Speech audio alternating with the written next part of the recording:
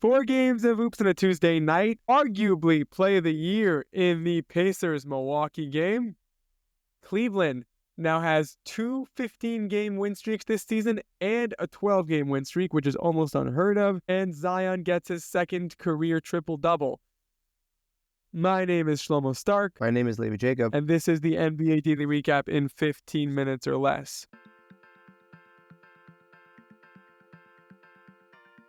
Game of the day, without a doubt, potentially game of the year, is Pacers-Bucks. Same record now, both 36 and 28. The 4 and the 5 seed in the East. This game was so great, so close throughout. I woke up a little bit in the night to watch it, then I fell asleep, so I did not get to watch that amazing ending. But here's how this game played out. I'm going to read this out to you because it's just, I wrote it down, absolutely insane. 20 ties, 19 lead changes with 5 minutes left in the fourth. So I took a screenshot because that's what the screen said, but there were probably more because the game kept going up and down. Anyway, with 5 minutes left in the fourth, there were 20 ties, 19 lead changes, and then down 3. The Pacers inbounded to Tyrese Halliburton, who Hail Mary chucked it from the corner, goes in, gets fouled, hits the free throw. Bucks don't score on the next play. Pacers win 115-114.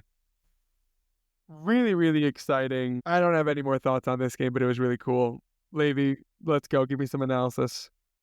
This was Tyrese Halliburton's first game back after 2 games. I think he had like 3 a hip games, thing. yeah, hip injury. He's okay now, obviously. Whatever, his shooting was whatever, but that last shot was He wasn't was so nuts. good statistically. It was 14 points, 10 assists. It wasn't like the Halliburton It was like game. even watching him, right. He still seemed like a little bit, the gate was off. Also, not to be missed that Pascal Siakam had also a very solid game. I got to watch the beginning of this game. You were up in weird hours, dude. Yeah. This game started like 3. Did it? 2:30? I think it started at 2. Okay. I wasn't saying like, the first half. I got like the beginning of the game. Okay.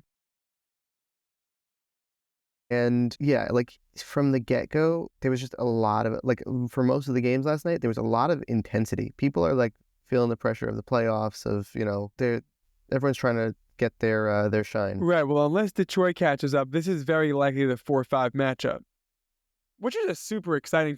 The East has a really exciting first round besides, I would say, Cleveland, whoever they play, is going to be pretty lame. But Celtics, Hawks is like not boring because Trae Young. No, that's a lot of fun. Trae Young is just like known to bring the Celtics. I think the Celtics will win, but like they'll win by 7. Then Cleveland, whoever they play, is going to be really boring. But Knicks, Detroit is one of probably the most exciting first round series in any nasty. in the East or West. And then you have Bucks Pacers. We just saw what that looked like. I'm very excited for East playoffs.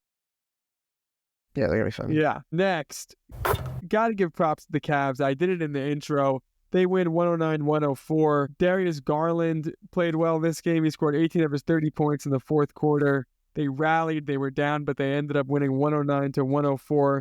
No Donovan Mitchell, but Jarrett Allen and Evan Mobley both stepped up.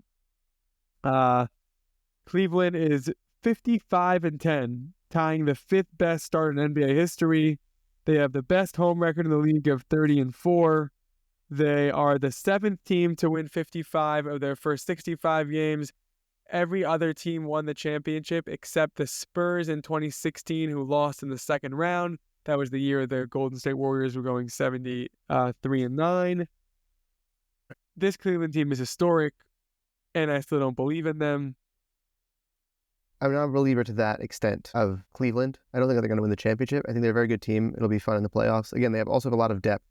DeAndre Hunter didn't play this game. They were really fun to watch Cleveland. Also, Jarrett Allen, former Net, had a very good game. This is an OG revenge game. Also, notably, they traded him for like nothing. Durant requested he leave for DeAndre Jordan. Right. But still has a great afro. Still bringing the funk. But yeah, it's the Nets. Right now this is not anything to write home about. Next, Pelicans beat the Clippers 127-120. Zion with his second career triple-double, 22, 10, and 12, 8 of 13 shooting, 6 of 6 from the free throw line. This Zion is a top 10 player in the league. This Zion is a second-team All-NBA. This Zion is an all-star. I want this for 82 games. We have not had it yet for 30 games in a row. Maybe, I think 30 was the most before we got hurt. Why can't we just get this Zion? I think it's the weight thing. I really do. Like, I think that obviously he's been able to, even if he's taking this game off for rest, that game off for rest, whatever, the conditioning is so much better and it's really showing. And I think also that he decided that he can pass. I kind of like this. And now he has his second triple-double in his career. And he's just been averaging more assists because he's like, oh, I can be on a basketball court and like not have to be as physical as possible and just like, you know, give it to Trey Murphy. Like, it looks great. 18 and 48 record. I'm nearing the Zion as a bust, but we're not there yet. But he's got to do something. I hope he goes to a different team, honestly.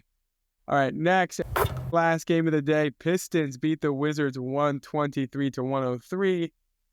Pistons have been hot. Wizards are the NBA worst team. Cade Cunningham had 27 points, 10 assists. This was a very physical game. There were 2 flagrant fouls by the Wizards late. Rashawn Holmes, he was ejected in the fourth quarter because he threw an elbow on Asar Thompson. And a few minutes later, Marcus Smart was elbowed Tim Hardaway Jr. So I watched the whole first half of this game. This didn't start then. This started in the first quarter. Cade picked up 2 fouls. There was a lot of like back and forth. Marcus Smart is, you know, the amount of, I'm going to sound like a grandmother, the amount of profanity that was picked up on the broadcast. He was dropping N-bombs. He was cursing people out. And they just like were streaming the whole thing. I was like, shouldn't someone be bleeping this? Like, it was so bizarre. But he was going after, there was a great part where they got into like a scuffle. Not a scuffle, but like whatever, like a disagreement. Discussion. Yeah. Yeah. Sure. And like they started shoving each other. And then Jordan Poole came over like, after there was like already like a startup, and he shoved Jalen Duren, and Jalen Duren just looked at him like, who, like, are you joking? Like, I'm gonna kill you, you know.